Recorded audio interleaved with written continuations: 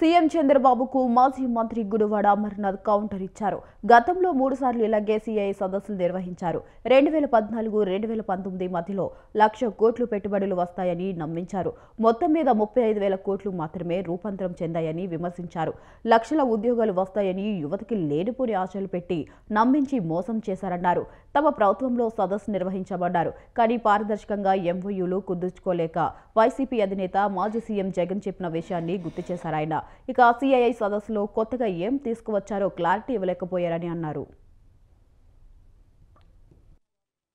మాట్లాడుతూ 2019-20 వారు చెప్తున్నటువంటి పెట్టుబడులన్నీ కూడా టాటాకు సంబంధించి కానీ, మెట్టెలకు సంబంధించి కానీ, రెన్యూ పవర్కి సంబంధించి కానీ, గూగుల్కి సంబంధించి, అదాని డేటా సెంటర్కి సంబంధించి కానీ, అంటే మీరు కొత్తగా ఏం తీసుకొని వచ్చారు, కొత్తగా ఏం ఇన్వెస్ట్మెంట్స్ని ఇక్కడికి ఆకర్షించారు అనేటువంటి విషయం మీద ఇప్పటికీ కూడా క్లారిటీ ఇవ్వలేకపోతున్నారు. నిన్న మొన్న సభలు జరిగినాయి. చాలామంది బిజినెస్ లీడర్స్ అందరూ కూడా దేశవ్యాప్తంగా వస్తారు, వచ్చి ఒక మెసేజ్ని రాష్ట్ర ప్రజలకు ఇస్తారని చెప్పి అందరం కూడా ఆశించాం. సహజంగా జరిగేది ఏంటి, నిన్న వారు చంద్రబాబు నాయుడు గారు మాట్లాడుతూ గత 5 సంవత్సరాల్లో 2019-24 మధ్యలో ఇండస్ట్రియలిస్టులు అందరూ కూడా బెదిరిపోయారు, భయపడిపోయారు, విధ్వంసం చూసి ఎవరో రావడం మానేశారు అనేటువంటి మాటలు మాట్లాడినట్టుగా చూశాను నిన్న. ఎందుకంటే కొంతమంది టీవీ మిత్రులు కూడా కొన్ని ఛానల్స్ని పంపించలేదు. కొంతమందిని అలౌ చేశారు, కొంతమంది అలౌ చేయలేనట్టుంది నాకు తెలిసి సమాచారం, నాకున్నటువంటి సమాచారం మేరకు.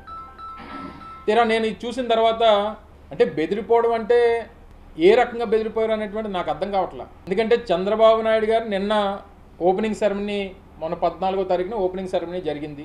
వారి వేదిక మీద ఉన్నటువంటి బిజినెస్ లీడర్స్ ఎవరు, జగన్మోహన్ రెడ్డి గారిని చూసి భయపడిపోయి రాష్ట్రం నుంచి పారిపోయారు అని చెప్తున్నటువంటి ఇదే చంద్రబాబు నాయుడు గారు 2023లో ఇదే గ్లోబల్ ఇన్వెస్టర్స్ సమిట్ నిర్వహించినప్పుడు అదే వేదిక మీద ఉన్నటువంటి వ్యాపార దిగ్గజాలు ఎవరు, ఒకసారి ఆ ఫోటో ఈ ఫోటో పక్కపక్కన పెట్టి చూడండి.